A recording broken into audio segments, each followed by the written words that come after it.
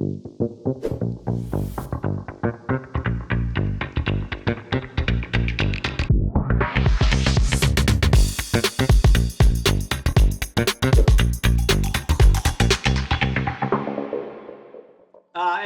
everybody. As you know, I'm Jason French, the Managing Director of Evolution Australia. And today I'm joined by Warwick Kowalczyk, who has been a senior member of the technology sector for over 25 years and is currently the CIO over at MTC. So welcome, Warwick, and thanks for joining us. Thanks, Jason. Fantastic to be here. Great, mate. Well, as you know, there's sort of three simple questions that relate to earlier stages of your career. So we'll kick it straight off with the first question. What's the one piece of career advice you wish someone had given you when you were starting out back in the day? Yeah, this is a good question. And for me, the advice is don't ever be humble about your achievements. You don't have to be a big noter, but don't ever be scared to market yourself. Ultimately, any career success that you have hinges on promotion decisions made by others, and they need to know who you are in order to make those decisions. So always take any opportunity you can to talk about what you've achieved, whether it's water cooler conversation, bumping into someone in the lift, in meetings or a performance review. Make sure that people know that you're doing things. And these conversations also open up opportunities for you to go and chase other projects to get involved in and other initiatives to further increase your visibility. But I think key to that also, when you're talking about the achievements, do it in a way that focuses on the outcome that you've delivered rather than any technical things that you might have done. Nobody really wants to hear that you've refactored thousands of lines of code or that you've written some really funky database queries or indexes. What they want to hear is that you've implemented solutions that have saved frontline people time and given them time back to be talking to customers, and that's a proper outcome that the technology enables. Yeah, brilliant, Warwick. And I think having interviewed a few people myself over the years, very important for people to differentiate between we did this and I did this. You know, I think a lot of people have made major contributions personally, but they tend to deliver, what we were doing was this project that delivered this outcome, and it creates ambiguity, doesn't it, about, well, what did you actually do? So yeah, absolutely, mate, really resonates with me, that sort of opportunity to highlight what you personally have delivered and what the outcomes achieved. So brilliant, mate. Absolutely. Thank you. Yeah. Always an interesting one. Can you share a pivotal moment on your journey that made a significant impact on your career? Yeah, there've been quite a few pivotal moments for me because I have shifted in different parts of the technology industry, but I actually went back to my very first job, and that was a pivotal moment for me. And it was because I was working in a web development company of two people, including myself. So in that job, we actually had to do everything. So we weren't just developing websites, we were maintaining networks, we were maintaining web servers all over the world. We had to do hardware fixes, we had to do graphic design, and we had to do customer support. So this was really pivotal for me because I learned that there's no problem out there that you can't work out. As long as you have a method for breaking down what that problem is and tackling it and knowing that you can solve it, most things you will solve and you'll solve those problems. And another part of your kit bag in solving problems that I got from that, and is critical to any role that you have in future, is having a willingness to admit that you actually don't know the answer.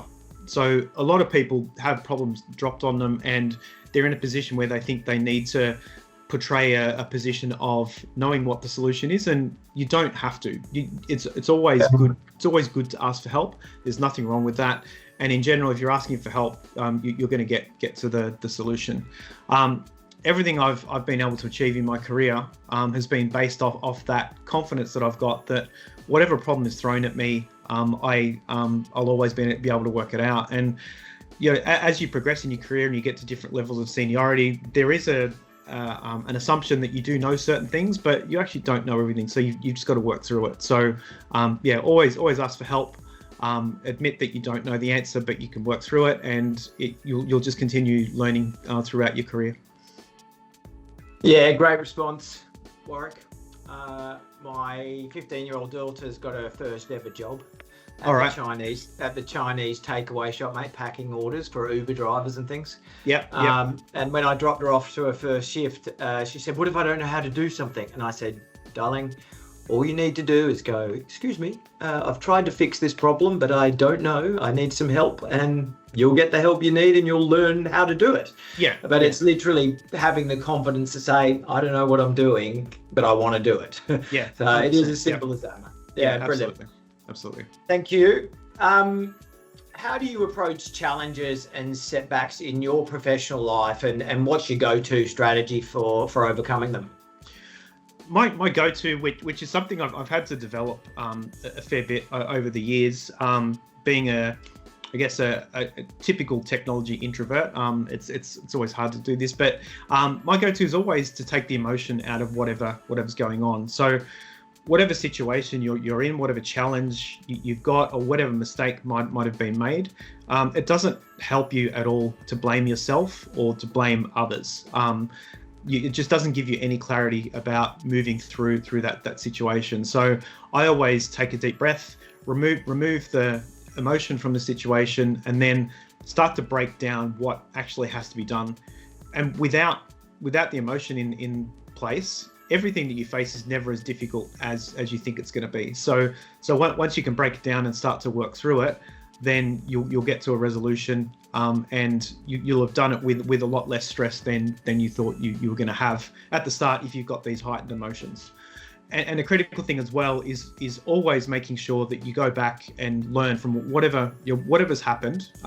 Make sure that once you're through that challenge, you go back and have a look at it and learn from it. And one of the things that you might be able to do through that is give yourself a big tick to say, I kept my emotions intact, and then I was able to work through the situation.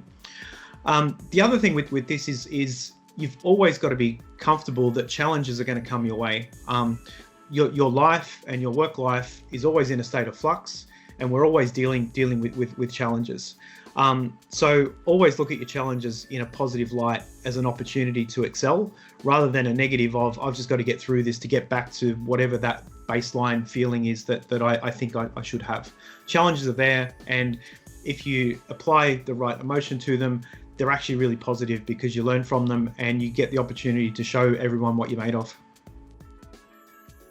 Yeah, one of my outside of work passions, mate, is human psychology. And the more you research into it, and it sounds like you might have done a bit yourself, Warwick, the more that our ego and emotional state just get in our way of moving forward, and as you highlighted, it's unrealistic to expect a smooth, good life. It's unrealistic. Yes, absolutely. You should expect regular challenges, and then, as you said, as you learn that the majority of the time you get through the challenges that you think you might not be able to get through, you realize that, it wasn't that big a deal, but it felt like a massive problem at the start that I couldn't get through. And you do. Absolutely. Yeah, absolutely. I think that comes with a bit of age as well, Warwick. I don't know about you. I've got plenty of that under my belt, that's for sure. I wasn't like that at 25, mate. I was very emotional.